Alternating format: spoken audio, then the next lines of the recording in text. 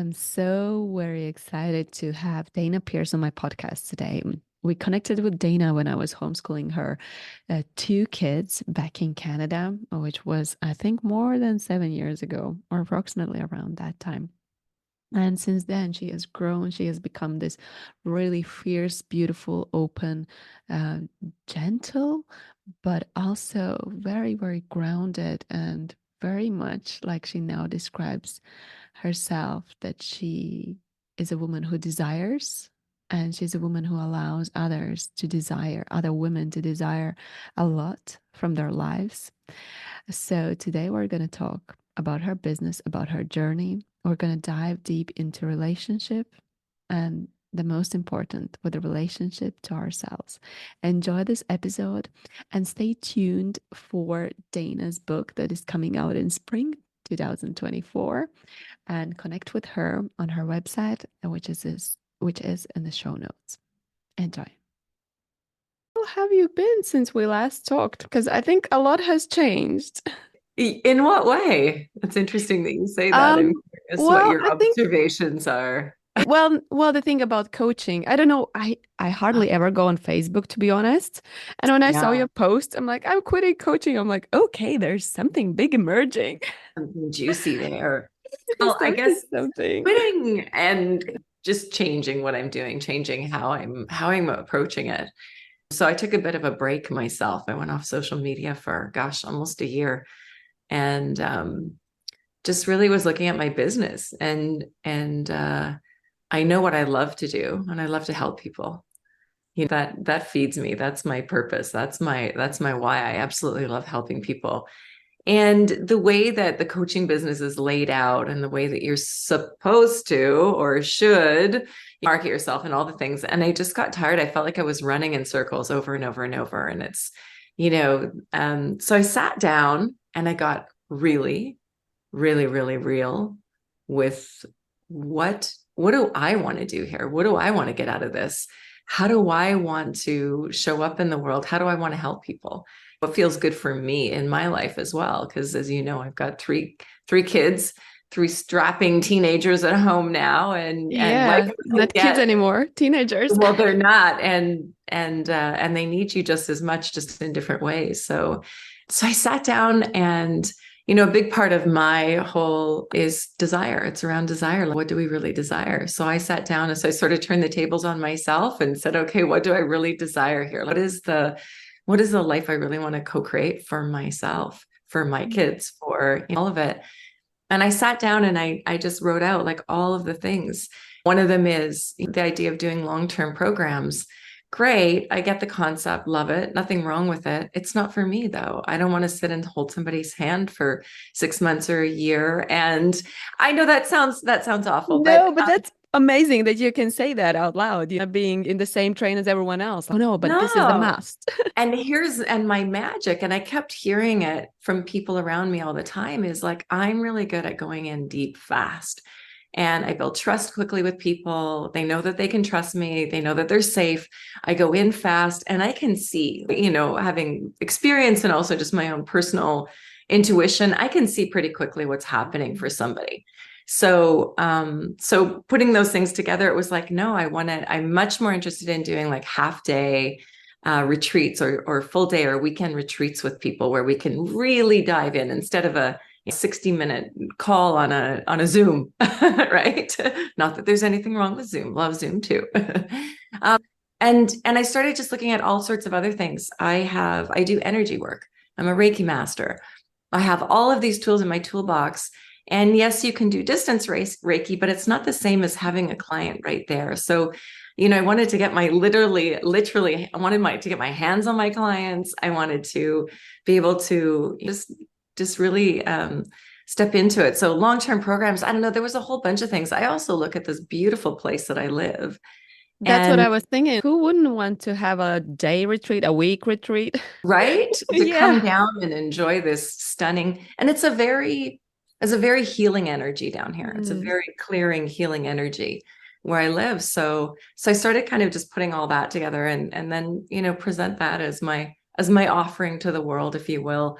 and say, just come down and see me. I still obviously work with clients online if people can't come to me, but I'm much more interested in, like I said, sitting down and doing like immersive deep dives with people. And we'll have a couple calls on the front end, go in for the deep dive, and then obviously I'll Yeah. work them a little bit afterwards, but not in the same way that I used to. Mm. So that was How the is and why did you go off for from social media for a year? You know, I mean, for obvious, a lot of us, I think, there's such a high addiction factor to it, and just watching my time and watching the way that I would just circle and spin into, I mean, minutes, hours passing of being, scrolling and just being caught up in it. And I would say also it had a lot to do with my business. Because as I was I just wanted to pull myself out of the system, if you will. Mm. I wanted to just kind of draw out of we're so inundated all the time with all of the, like you said, the way that it should be and supposed to be and how we're supposed to do things and whatever. And I was actually working with a very high level coach, and I ended up quitting, just quit in the middle of it, because it was the same. And it's a little bit of a battle I've had with the industry right from the beginning. There's like this idea that somebody else's recipe is going to fit you. Here's how I did it, and blah blah blah blah blah, and pay. And it's one thing to pay $100 or $200 for the recipe to go through it and get your bits and pieces. But when you get up into the higher levels where you're paying five figures and multiple five figures for programs and stuff like that, and I started to realize I was in that, not for the first time, I was in that yet again. And I Oh had no. situations like this before. And I'm like, you know what? This is not it was this particular coach. She kind of made it look very different. It was going to be very customized for you and Mm. whatever. But we all have very specific needs. We're all very different. We all have different experiences that have led us to where we are today. And I don't think there's nothing wrong with framework programs, but again, that's just not me and how I want to show up in the world. And it doesn't work for me. So that's how I stepped away I got rid of like all of the other coaching programs that were on my phone. And then I ultimately ended up just getting rid of all of it, because Everything. I needed a clear slate. I needed to get back Full home on to me. detox. Yeah, I did. To really get back to myself and Mm. get really clear on, I said, what do I desire? What do I really want to do? How do I want to? I mean, I know we're like, I believe fully in the power of manifestation and the universal laws and everything. I think the challenge is when we're in the matrix, you can't see, you can't even feel yourself. You can't see what you need. You can't any of it. So yeah. So that was why I pulled off social media and a lot of other things at the time for a while. Wow, that's good. And the benefits? Huge clarity. Time? Time, massive time. And now that I'm getting back into my business, I'm starting to get back out on social media, and I'm starting to watch it already. I will say with a bit more consciousness and awareness, and Mm. trying to really set rules and set guidelines for myself around, okay, enough, or I just catch myself and go, no, enough.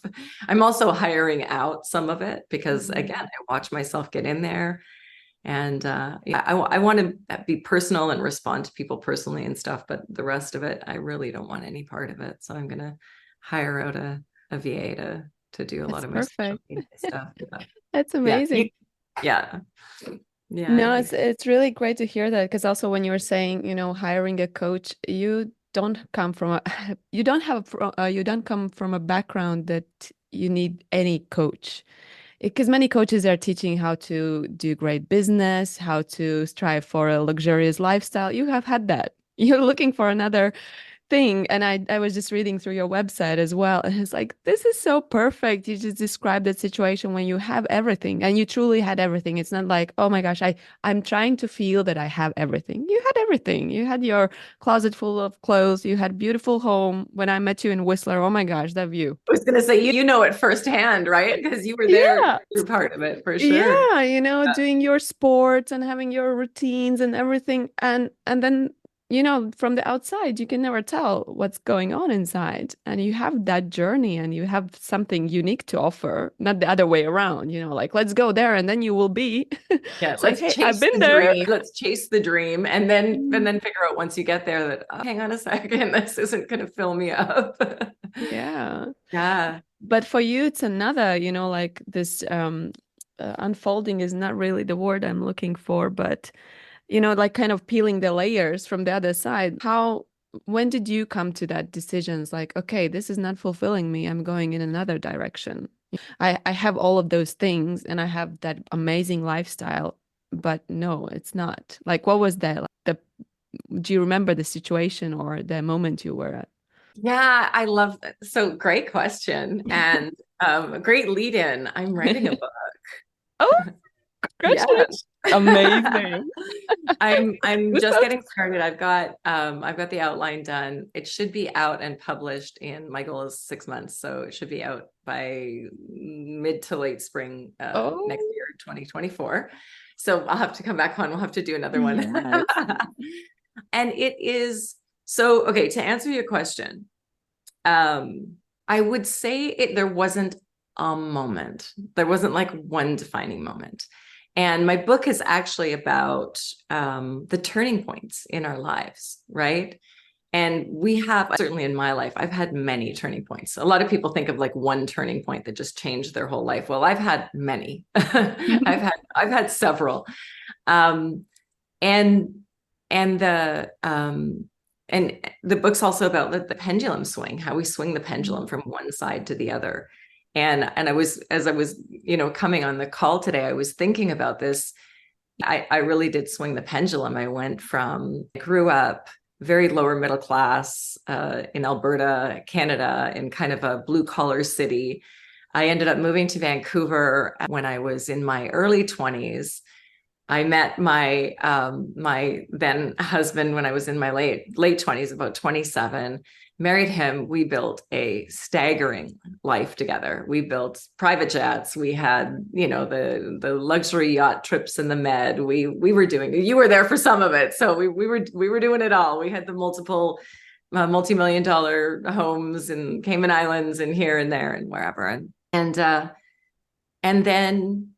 then I came to a point where I chose a much simpler life, and I live a very simple life here in the Baja, and I really enjoy it. And I think there were quite a few turning points along the way, or moments that I was writing an article a while back around sitting on a private jet and just being miserable inside. Like this is the life that so many people dream of. I had everything.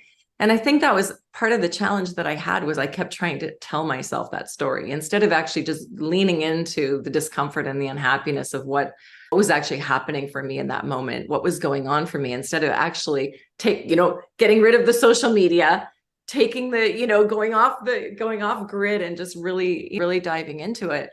I kept convincing myself that I was living every woman's dream and that I should just be happy. And that was often something that was reinforced by the people around me, that like, well, what do you want? Look at all this, right? And and one thing I have learned is it's not that there's anything wrong with the abundance and wealth and the money. And, because I think there was a point when I came out of it that I wanted to make that all wrong. You want to find all the reasons for but it's not that. I think wealth and money is actually neutral. It's the who you are being when you have it and how you choose to show up with it, because there's a lot of really good things that you can do when you have a lot of wealth and abundance.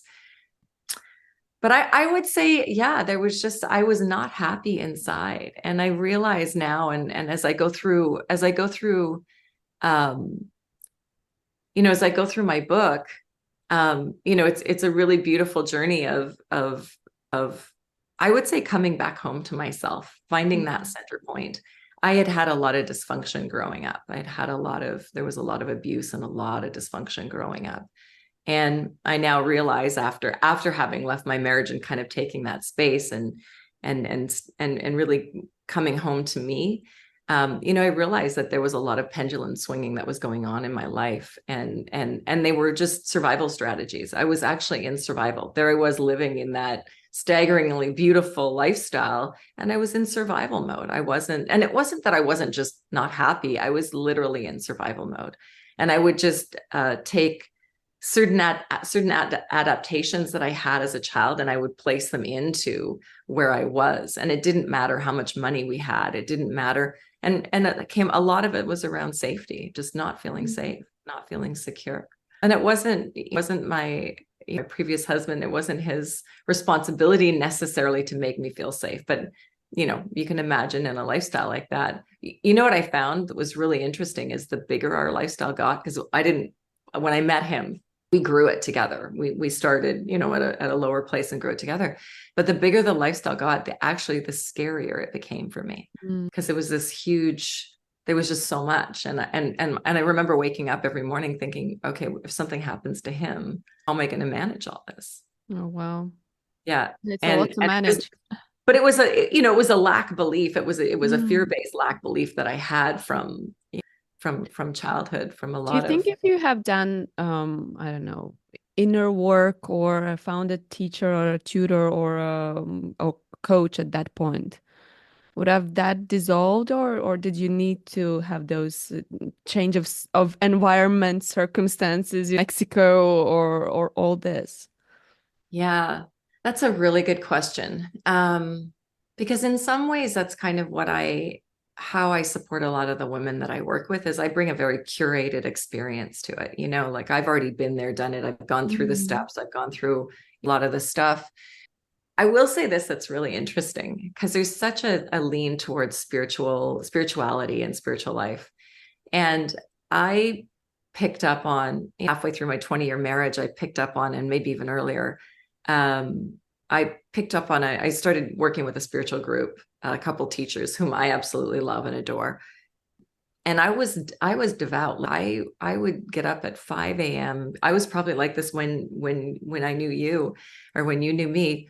I was up at 5 a.m. or 4:30 in the morning to get up before the babies. And I would sit and meditate for hours. And again, nothing wrong with that. In hindsight, I'm looking back on it, I realized that I think to a large degree, I was so unhappy in my presence, in my body, in my life, that it was a great way to escape. And so instead of using it as a tool to, to drop into myself and to get really present, it was something I used it as a spiritual bypass. It was an ability for me to just go somewhere else for an hour or two before I came back into my life as it was. True.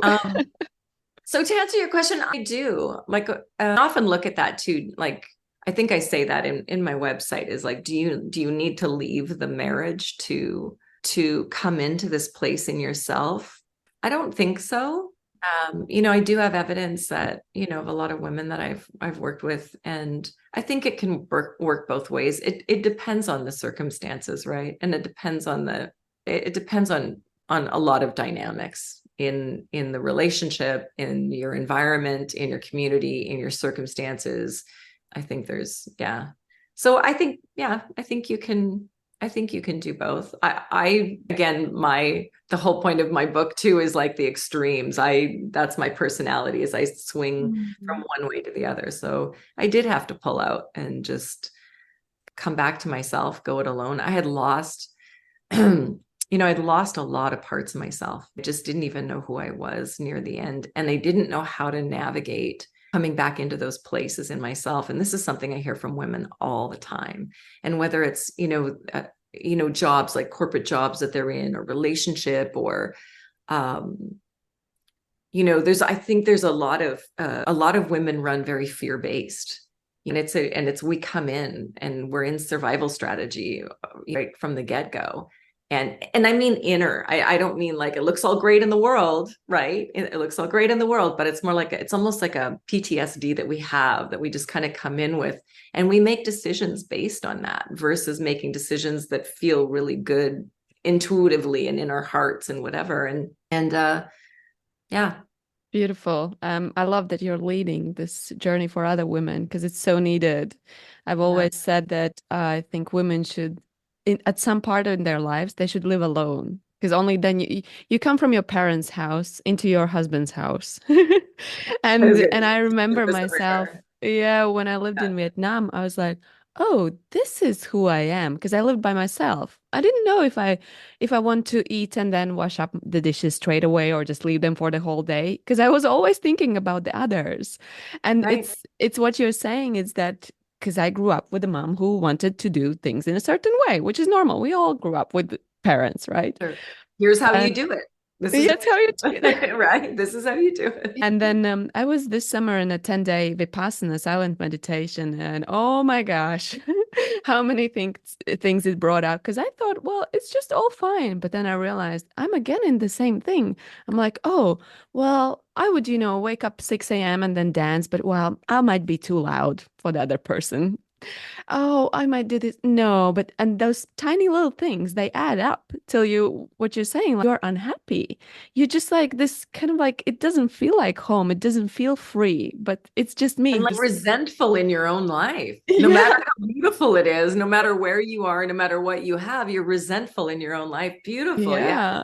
Yes. And it took a lot of courage actually to talk it through with my partner because I was like, it's easier to move out and to like, to live by myself and not to think about these things. But I'm like, well, I'm just gonna jump into another relationship like that if I don't resolve this here. And it's just gonna take more time. And I'm not in my 20s anymore. So I Even was though you look like it. thank you.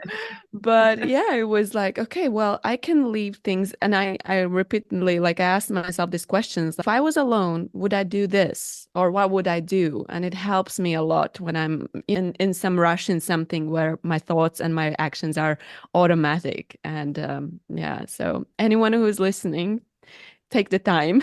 And if you're I young, love live that. alone. I love that. I love that. And so did you move out for a while? No, we You we didn't, had a but you just use that mindset, that oh, awareness of like, yes, okay, and would it's I be uh, I realized, well, anyways, it's all within me because of course I feel more comfortable dancing to my whatever tunes early in the morning by myself because I do funny dance, right? Or yeah, then maybe I want to stretch or maybe I want to sing along. But yeah, then that like, oh, but there is someone in the bedroom still sleeping or maybe he's awake and doing something and I'm not by myself. It's like, oh no, I'll do it later. Later never comes, right?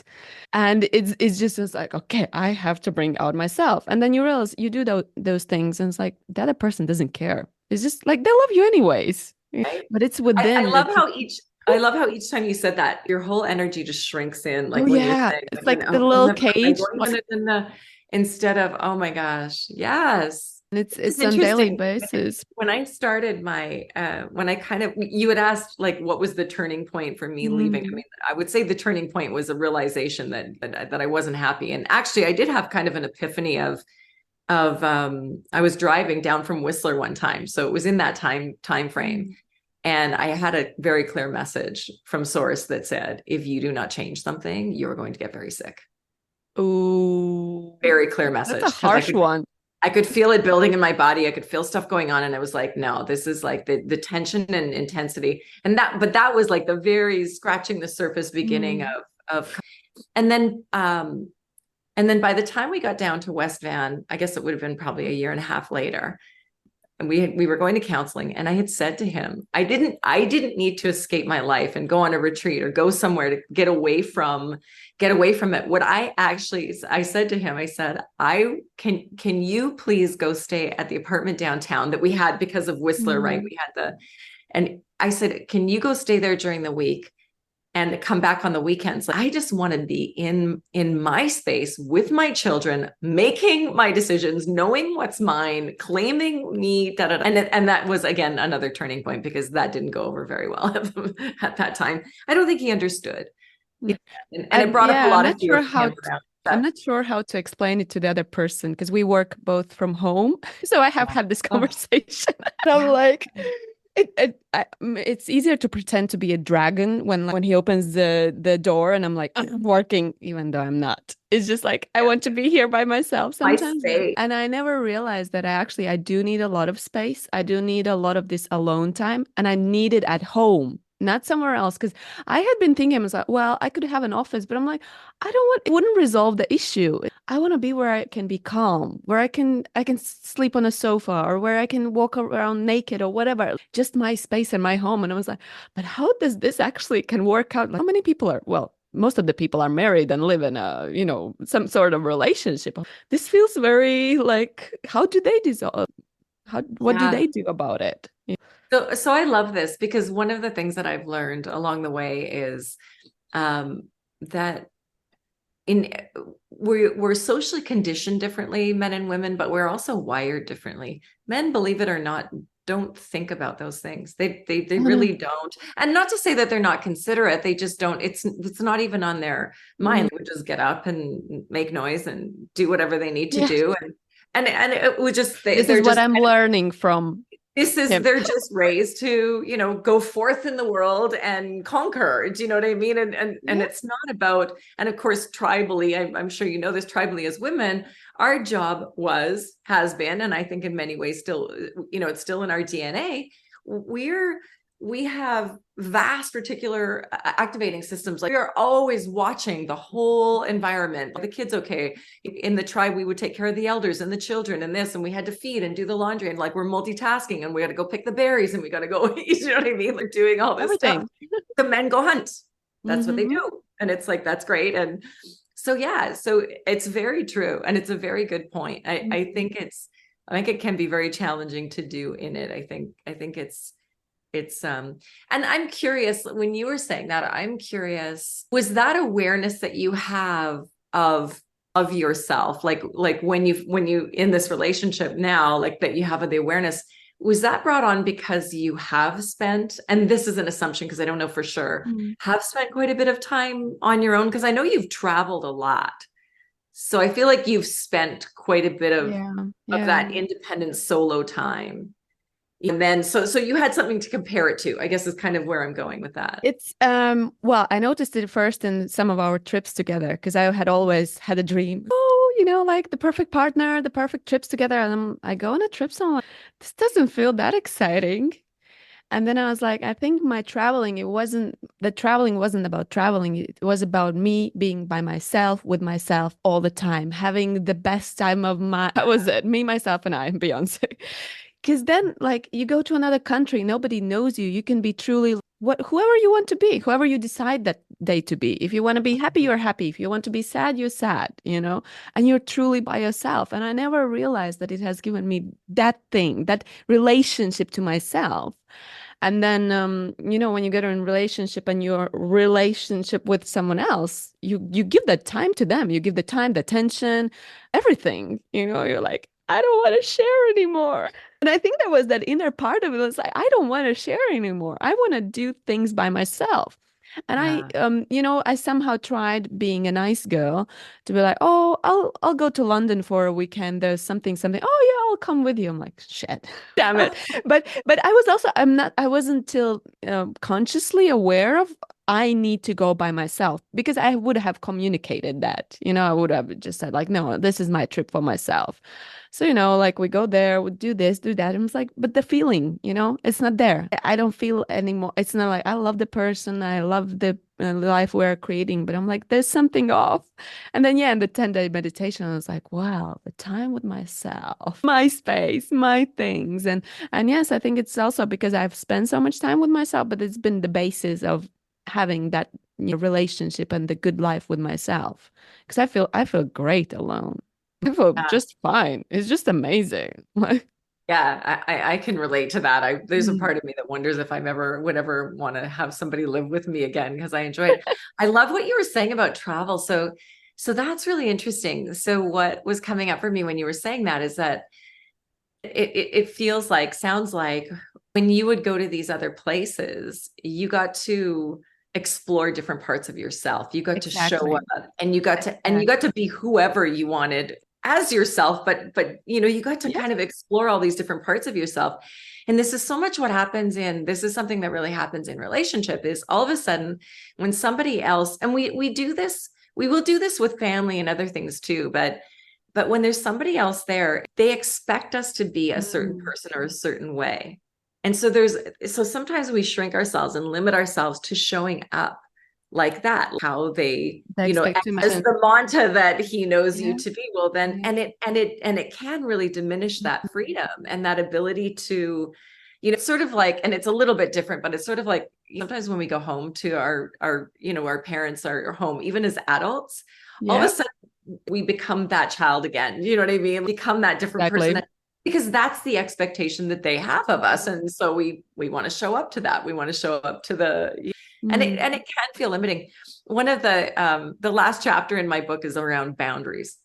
And Mm. it is a big one. And one of the most beautiful things that I learned, because that's kind of what I'm hearing. It's understanding our own boundaries. And a lot of people think boundaries are separation. And boundaries are actually about intimacy. Isn't that cool? Go on about this He's one. like, tell me Explain more. I more. love Yeah. it. So we think boundaries are putting something between us and the other person. Mm. And really, that's not the goal of boundaries. The goal of boundaries is being vulnerable enough. And you kind of said it at the end, being vulnerable enough to um, to say to somebody very intimately, here's what I need. Here's what I'm experiencing. Here's what's happening for me. Right. And saying it in a loving way, like, I love you so much and I really I enjoy us. And one of the things that I'm realizing is I also need me time. Mm. And creating that, because that is actually creating a boundary with him and saying, or with your office, setting a boundary around a certain time frame or a certain whatever, if my door is closed or if a certain sign's on the, but think of the closeness and the beauty that creates, so that when he walks in, instead of getting the dragon look, right, like you said, even though you're not working, he gets the, he Mm. knows. And so it's a loving boundary set and created. So boundaries are actually meant to can create and do create more intimacy and closeness with Yeah. someone, because you're But sharing your truth, you're sharing your heart, you're sharing yourself with them and saying, here's what I need, here's what's happening for me, and here's what I need. And of course, you don't make it about the other person, you make it about yourself. And yeah, you but have to yeah, be so strong to communicate that. It it was so difficult for me to say those words that I'm like, I need that. And I know, like you're saying, it creates it creates another level in the relationship. Because when you say those deepest fears and deepest needs and everything, because that was around, I think, day 7 of silence in Vipassana, and we had 10. I cried the whole day because mentally I had moved out, I had moved somewhere else, and I was, oh my gosh, this beautiful relationship, but I have to be with myself. And it's so nice because you can't escape from that meditation garden where you are there and you just right. meditate and you're there. And and then like when you come home, you have already lived through these emotions. You have already cried, you have already all, you're like your sorrow has gone somewhere. But then yes, then you have to open your mouth and actually say that out loud and Yeah. face it. But it's so worth it. Yeah. So worth it. Yeah. Well, and I would say that uncomfortableness is like that is our work to do, Mm. right? That's our work to do, is to lean into that. And like, why is this uncomfortable for me? Why am I? Because I will tell you one thing that I know, particularly in relationship, is, generally speaking, our partners only ever just want us to be happy. Exactly. They really only want what we want for us. Mm. They want what we, and if they don't, then you might want to look at that in the relationship. But generally, and especially, I'm going to say it, dudes, men, they really want us to be happy, and they will go out of their way. Mm. If they know what kind of flowers you like, or where you like to go for dinner, or what they like, if they have that information, generally, or if it's a boundary, generally they're more than happy to accommodate. And we're the ones that feel uncomfortable and then suffer and then become resentful. And like you said, it's all happening in here. It's not them, it's us. We're We just just not. need that little drama. So I think the goal is when that uncomfortableness comes in, right? It's like, and this is to lean into that. Like, Mm, why is definitely. this uncomfortable for me? Yeah.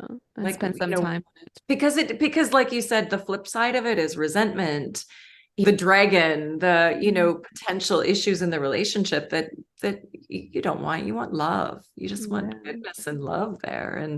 And this is one of the reasons, again, back to my website, is like desires. The whole point of that is because women, as women, we are not conditioned or taught anything to really be connected to our desires.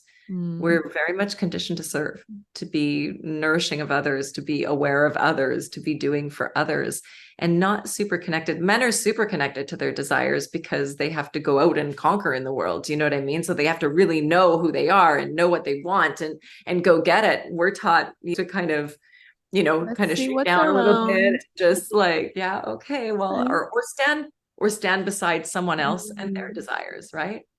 In a yeah. relationship, or that's was the model for a long time. Mm. So, and I think that's the model we're breaking now. We get Oh, to be in our own desires, fully lit up, fully turned on in life and in ourselves, and go forth and enjoy that. yeah, I'm looking at all these women flourishing in their coaching businesses or online businesses. I'm like, what is the world gonna be in, like maybe 5, 10 years from now? Because it gives us so much freedom and the freedom to really choose to, what do I desire? What do I want to my life to be? Not because, oh, I have married this guy, or or I'm in a relationship with this person, but it's like truly, you can just go by yourself and do and create, which is it's still a new thing. It's not something we have had for many generations. I think, isn't that interesting? Because I think what you and I just spoke into is that, even though we have this ability to go out and have this independence and freedom and do all this, and I'm gonna put my hand up and say, speaking from experience, because I thought when I left my marriage, I was going to claim my freedom and claim my independence and claim I'm like out of the gilded cage, and I'm like, I got all this. And the reality is that, as you were just saying, a lot of those belief systems, a lot of those dynamics are playing out inside of us, not outside of us. I Yeah. mean, we build a world and we look for evidence and we see evidence of it. So my point being that you can create all that and have all the wealth yourself and have all the independence and have all that stuff. And then at some point, um, the Sufis would say, the poet was a Sufi. The Sufis would say that if you're not in relationship, you're not actually doing your work, Mm. because it is only in that intimate reflection, in that reflection, that we get to truly see ourselves. I love it. We talked about the traveling that you did. You got to see different parts of yourself in the reflection of other people and other places that you went. The deeper work, the more intimate work, is only done in intimate relationship. Yes. So at some point, You have to we do that. we have to do that work. And then, we're coming full circle here, because as my Yeah. life was an example of, it doesn't matter how much stuff you have, and it doesn't matter how free you think, it doesn't matter all the external stuff that you've created, doesn't matter. You still get to go back home to yourself. And in a way, I felt like it was starting from scratch. And I was amazed at how much, like, I did a lot of, I didn't date or anything for the first 2 years out of my marriage, 2.5 years. I wasn't with anybody. I spent time with myself. I settled my kids into, this new life, and did a lot of personal growth work. And I did a lot of reading on, I think I had a little bit of a mentality of like, how did I screw this up? After 20 years, I worked so hard to keep this together. Like, what the Mm. F, right? I was like, ugh. And so I was reading all sorts of men's books, like Hold On to Your Nuts. And like, I was trying to understand them, and I was trying to understand, it was great for my coaching now. Like, I mean, I'm just a wealth Yeah. of knowledge on all this stuff. But I was trying to find, um, I was trying to figure out, I lost the train of where we were going. What were About we talking the about? about the men Oh, and well being a full circle that you have to be in the intimacy of with the other oh person. yeah. So I came out of my marriage, and I'm thinking that, and yeah, I was just realizing that, I had to meet myself. I had to meet myself. And I thought dating and all those things, and even in the 2 years of like personal growth work that I did and like all this stuff. And again, it's all great, all the knowledge, all the information, all the scrolling on social media, all the great quotes and the inspiring things and all the stuff on the outside. You still have to come back into here, and the work has to be done here. When I started dating after 20, being married for 20 years, and again, I thought I've evolved. I've got Must all have this. been very different since, since your last date. And what was interesting is though I started to meet those places in myself again though, and it was almost like reverting all the way back to the beginning. Wow. It was really bizarre because I had the knowledge, I had all of that, which did help in that you much more quickly, like I would catch myself and I would see it, I would witness myself, I'd be like, I was conscious to it, I was like, wow, okay. But it's still, I think it's still a process, and we still have to, it's still very those intimate relationships are really a big part of our work to do. How do we ask for what we want? How do we create intimate, beautiful, loving boundaries with our partners? How do we cohabitate? How do we do this? And like I said, everything out there in the world and all the independence and money and all of those things don't equate to how we do that. Because I'm sure you know this, all of those relational tendencies have to do with our upbringing and have to do with the experiences that we've had earlier on in life when we were dependent, right? Because all of the stories are created from there. All of the framework is created from there. So again, you can go out and have all the success in the world and all the money in the world and all the things and all the stuff, but honestly, I would say for me, if anything, my spiritual teacher said to me at the time, as devout as I was, she said, my wealthy clients are my most difficult clients. And it's really simple. We were very comfortable and we had the ability to stay really comfortable. And she would put us in these, when we'd go on retreat, she'd put us in these, there was 15 bunk beds in a room and the mattresses were like this. Like she would try to make us so uncomfortable. Like all of us, didn't matter whether, our level of wealth, but I happened to be flying to the retreat in a private jet, right? So it was a little different. And it's true. And I mean, more comfortable. We talked about social media. We talked about all the things. The more comfortable we are, the less willing, the less courageous and willing we are to lean into the uncomfortable work, which is inside. Because I was also thinking when you were what you were writing in your website about the the thing that people think freedom is and what it actually is, it's two very different at a very different ends. Like, the wealth, the something, and then you get there and it's not there. And but where is it? Yeah. And I suppose it's different for everyone as well. Correct. And I have a lot of, I do work with women who leave their marriages, and often they're very specific, power and balanced marriage with certain personality traits on either side that, that I've learned. And like me, they think that it takes a lot of courage to leave that. First of all, it takes a lot of courage as a woman to step out of that kind of monetary comfort like I did. It takes a lot of, and when you finally get to that point of tension and you make the break and you think, oh my God, this is freedom. You know what I realized? That was just the tip of the iceberg. That was just the beginning, because it wasn't freedom. It wasn't my freedom yet. And the freedom, and that's again what my book's more is about, is how do you actually get that freedom within? How do you find that freedom within yourself, right? To ask for what you need, to shoot for your desires, no matter who, to dance, no matter who's in the room. Do you know what I mean? Right. The music, go for it, no matter who's there. How do you find? Yeah. So freedom is defined in many different ways, for sure. What is freedom for you? Oh, now at this point in your life. At this point, what a beautiful question. Freedom for me is, I would say freedom for me is non-attachment. I'm not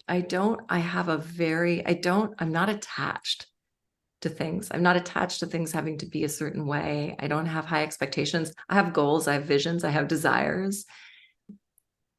It's just non-attachment. I'm looking at, like, I can say a whole bunch of other things, but it all just leads back to that. I just don't, I'm not attached to, and even, I think you were I don't know, even my spiritual practice, even my discipline, my routines, I'm not attached to them. And there is a level of freedom that is there for me that I can mix things up however I want. I parent very differently than the average person, as you can well imagine. I really allow my kids to try on all the different faces of themselves here at home. I don't have an expectation of them. I don't lay on top of them, okay, well, we have to do it this way, or you clean the house like this. I'm like, I'm curious. Oh, wow, that's interesting. Okay, you're going to do that, and unless they're going to harm themselves, obviously, or someone else, Yeah. I'm like, cool. What can we learn from this? How did that feel? Sometimes it didn't feel good. Sometimes it felt great. I'm like, all Mm. right, but just non-attachment. That would be, yeah. It's a beautiful one. I just recently read it. I think it was the Diary of CEO, his book, and he was saying about no expectation brings the biggest happiness because if you don't have expectations and you go in the situation and you come to a podcast or you go out in the world and you don't have expectations, then you're ready and open for everything. Yeah. And if you're grateful, generally a grateful person, you'll be like, oh, you're saying like, oh wow, this happened. Okay, Yeah. yeah, Yeah. all right. I totally agree with that. I think that is where the magic happens. Mm. That is where the magic is in life. The magic is in that non-attachment, in that lack of expectation. Every time I've had really high expectations of something, I'm usually disappointed. So I learned, yeah, no expectations. You have carte blanche. And like I said, not to say that we don't have desires and longings and I think things. there are standards that, for some things there are standards or something like standards towards yourself, but that no expectation of the how others should behave, how situations should be. And so, Yeah. yeah. Yeah. And that's, like I said, that for me is non-attachment. Like, I'm just not Mm. attached. I don't, and it keeps me very open and very flexible and very, yeah, keeps me feeling very free. Mm. Yeah. Beautiful. So you're working on your book now and you're taking clients privately with the hands-on, with Yes. having to being able to Like I said, hug a bit them. of both, but Yeah. leaning more towards, yeah, deep immersions with people. Yeah. Yeah. So where can people find you if they found this podcast inspiring and they want to work with you? My website is danapierce.com, danapierce.com. And or my website is danapierce.com. My email is dana@danapierce.com. Mhm. Probably the best way. I'm on social media under Dana Pierce Magic, Mm. Instagram. And yes, not coach anymore, just Yeah. Just a concierge coach. of transformational Oh, magic. I love that. That was My clients warriors. I absolutely do. They're all warriors. Anybody who's willing to turn the mirror on themselves and take Mm. and take an honest look at themselves and take 100% responsibility for their co-creation in life, that's a warrior for me, and that's somebody I'll work with all day long. I will Mm. I will show up for in every way I possibly can, and support in any way I can, whether it's working with me or just in the world. I love it when people are willing, because not everybody is, and that's okay Right. too. No expectations on them. They get to live their own. That's a good one. Thank you so much. And I hope to see you maybe just before your book comes out for another episode. Yes, I would love that. I would love Yeah. that. I'd love to dive into that.